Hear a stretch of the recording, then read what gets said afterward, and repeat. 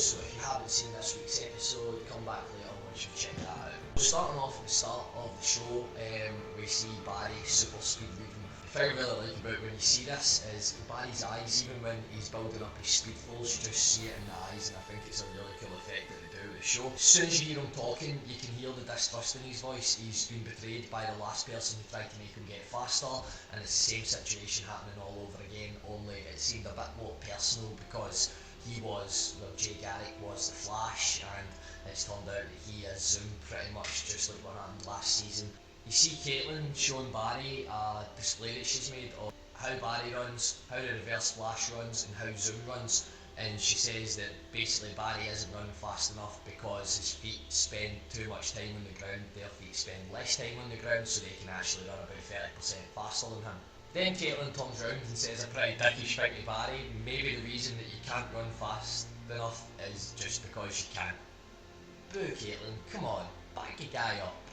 We get another Wally West Barry scene where they're all having dinner. Again teasing with Wally's super speed. We don't know if he is a metahuman yet, or if he's going to develop the speed force somehow, maybe through working with Barry, how to get faster maybe, since he is coming up with the idea. Is Wally going to find out Barry Allen's a Flash soon? Then it comes to them talking about planning to go back, and we see they're talking to Wells and talking about how they're going to go back and they're going to see Wells, and Harrison Wells gets a wee bit pissed off, like, hey, he's no Wells, I'm Wells. I think it's pretty important what Wells says to him here as well. He says that people could die, everything could change, I promise you that'll happen, but you'll be the only person that knows about it. It's sort of like a threat, but we already know this. When Barry goes back, he remembers the timelines, and if he changes something bad's obviously going to happen. And Barry turns round to him like, well, if I don't do this, Zoom's going to kill them anyway. The dialogue in this show is amazing. Forget the effects, forget the fact that it's the Flash, the fastest man alive, forget all the comic book stuff us geeks love, and just bring that dialogue out there, and the show's fantastic. I think that's why it's getting so much more viewers than just comic book fans, and even people who don't know what's going on, it still keeps them hooked. We are guessing, like, oh, maybe it's going to be this guy, maybe it's going to be Hunter Zolomon. But yeah, that's one thing that I think they've done really, really well. And if you've seen this week's Supergirl as well, with the Flash crossover, which I'll be doing a video on tomorrow, I'll say tomorrow, I'll have it up, should be tomorrow. There's also great dialogue between them in that, and it was a really fun episode to watch. Even when you're not having fun in the Flash, you're still having fun because they try and keep that humour element in it as well, and they don't overdo it. They don't keep it that cheesy, which is always good. Barry runs into the Speed Force. No visions this time of the future, just a couple of visions of what happened before, obviously because he's running back in time. And then out of nowhere, boom, we see the time wave. Now something did sort of hit me in the face when I seen this, and I'm going to talk a wee bit about the time wave towards the end of the video. It's basically a wee bit of history for people who don't know what this is supposed to be based on. So Barry ends up back in the past. He's showed up a wee bit too early. He's always premature, that boy. So then Barry has a fight with himself, and there was a brilliant bit where they're running up the building and he clotheslines himself. That must have hurt, yeah. Wonder if you'll remember that one. So moving on to when Barry goes to Star Labs, future Barry, and as soon as he rolls in, excuse the pun, we know straight away that that's Eobard Thawne, just the way he's talking, the look on his face. I've got to give Tom Cavanagh major credits because he's played like 3 or 4 different characters in The Flash since season 1, and you can tell he's playing these different characters. Like, you can just see Eobard Thawne in him in this episode, and also when it jumps back to when they're back in the normal timeline, he is Harrison Wells. But he's suspicious straight away. He knows that there's something up. Barry's talking about this speed equation. He notices that it's an unethical move, probably because it's something that he's done himself. And you see him give Barry a sort of test. He goes to stand up in his chair, and Barry just looks, and he goes over and grabs something. I can't remember what it is. I think it's a pen. He says, I'll see what I can do. I think that was a nice sneaky wee move by him as well, because obviously he knew something was up, and if it had been their Barry from their timeline, he would have been like, why are you trying to stand up? You can't walk. Jumping to the police station now, the CCPD, and we see the time wave showing up in this timeline, and that poor cop has no idea what to do. He's like, and runs away. Same with everybody. Joe's like, whoa, brings the gun out. He's a shooting a ghost, man. Come on. Also, special wee mention to Rick Cosnett, who showed up special guest star appearance in this. Obviously Eddie Fawn. It was good to see him.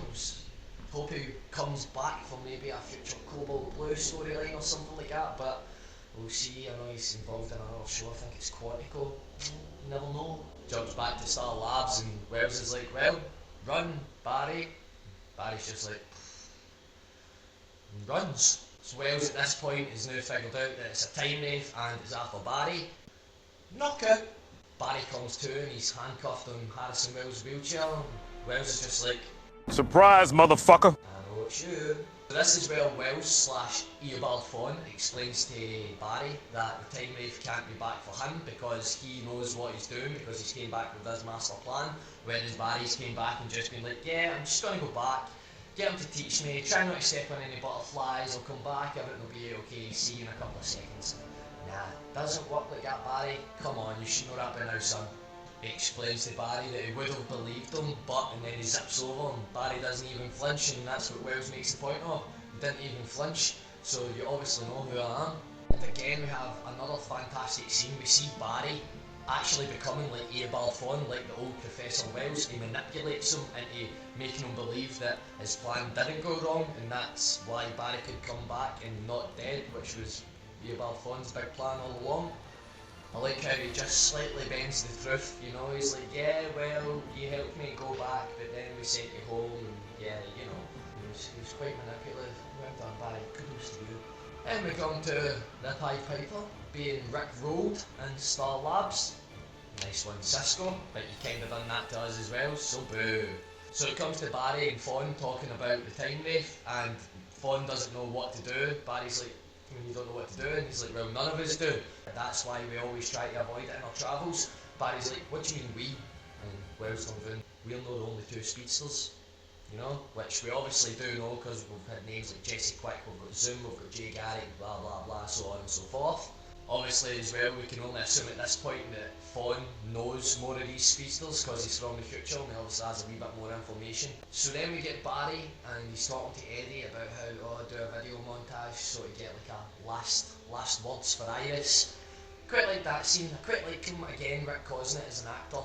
Jump forward again, we have other Barry shows up and he's just like, where's the other Flash? And we have the really confusing scene where Cisco's just like, imposter. He's like, well, I've seen Rafa cameo like so many times. And then he's like, imposter. And he's like, well, I know you say the quote at the end of it, I can't remember. So Cisco's just like, what's going on here? We have sort of one of these scenes here where they're talking about the future and Barry's like, oh, can time travel? One day. And then this happened when it was the end of season 1 where Barry saw future Flash. Well, he went back to kind of try to save his mum, but then couldn't, and he had the white emblem, so they spoke about it, and he says, us knowing about it, does that mean that we're going to change it because we know about it? And he just gets so confused. It's funny when they talk about time travel, even in the crossover episodes when it has Arrow as well, they get so confused talking about it. Even Cisco, he's supposed to know his stuff, and he's like, my head hurts. Wells steps in, or Fawn, and he's just like, stop talking, and you stop talking too. And now we have the moment where Fawn had to give Barry that information so that he can get faster. The one thing he doesn't want, because the faster he is, it means he can beat him better, or quicker, I suppose. And then your typical, usual Fawn creepiness. Time to go home. Flash. 2 Barrys, swap emblems. Oh, time to go, see you later, big chap. The race chasing our future Barry through the collider, and the other Barry has to jump in and gives a sweet drop kick on the time wave so that Barry can jump through the portal and get back to our time. The guys are already waiting, he's like, have you even already been? He's like, time wave, good name. This is when we see a proper close-up of the time wave, and it just solidified what I was thinking earlier on, which I'm going to explain in a wee second. Hartley saves the day like, hi Barry, how was your trip? But he's just a friend now? What happened? Ending the episode, we have Barry thinking he's been double-crossed by Fawn, as per usual, which usually happens when you interfere with the reverse flash, and he doesn't think the information's in the hard drive till the usual, give it a smack and it'll work. It generally does work actually. You see when you see the formula that comes up on the screen from the computer, When you look back at what Barry actually had written on the billboard in the episode, which I should have a picture of right here, yeah, Barry pretty much had it spot on. He was pretty close when it came to the equation, and he just needed that wee extra nudge in the right direction, which I can assume was tachyon enhancement. Finally ending with Barry holding Zoom's helmet like, I'm coming for you. Right, so guys, like I said earlier on, it's time to talk a wee bit about the time wraith. So the time wraith is like the death of speedsters, pretty much the Black Flash, who is the embodiment of death, like I said, for speedsters. When a speedster dies, they are absorbed into Speed Force, the Black Racer, or Black Flash, or the embodiment of death, whatever you want to call it. It's been called so many different things through continuations in the comics. When you see it up close, the time wraith is wearing a Flash outfit. It's pretty much a destroyed Black Flash outfit. And this is what brings me to think that it's a form of Barry Allen. You're probably thinking, what? How? Especially people who haven't read comics. Now, if you've read Flash Rebirth, you'll understand what I'm talking about as well.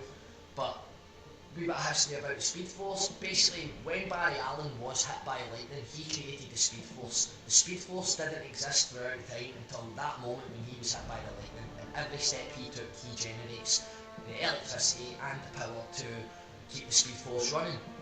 Jay Garrick, even though he was the first Flash, couldn't use the Speed Force. He could run at like the speed of sound, I think, and it wasn't until Barry Allen came back to the past and met up with Jay Garrick and taught him how to tap into the Speed Force in his time that Jay became even faster and was able to use the Speed Force as well from the past, even though it didn't exist in that time until it was created in the future. I guess you could kind of say that the Speed Force itself is a paradox. So what I'm basically saying here, guys, is regarding the Black Flash being Barry Allen, is that because he created the Speed Force, and every step that he takes generates power into the Speed Force, without Barry Allen, there wouldn't be a Speed Force. So the Time Wraith must be a version of Barry Allen to be the death of other speedsters, because it only feels right that it should begin and end with Barry Allen as his Speed Force. May the Speed Force be with you. So guys, thanks for watching my video. This has been my Flash Season 2 Episode 17 review. If you enjoyed this video, please leave us a like and a comment below if you'd like to discuss anything that I've spoken about in the video, or if you'd like to see me cover anything in a later episode. If you want to stay updated with when any of my other videos drop, then subscribe to my channel and you'll be notified when that happens, or you can follow me on Facebook and Twitter, and I'll leave the links below in the description. If you'd like to see another video that I've done talking about my theory on who I thought Zoom was back a while ago, then you can give it a wee click up here and I'll take you straight to that video. Guys, I've been the Mac Ninja. You guys have been great. Join me next time. Peace.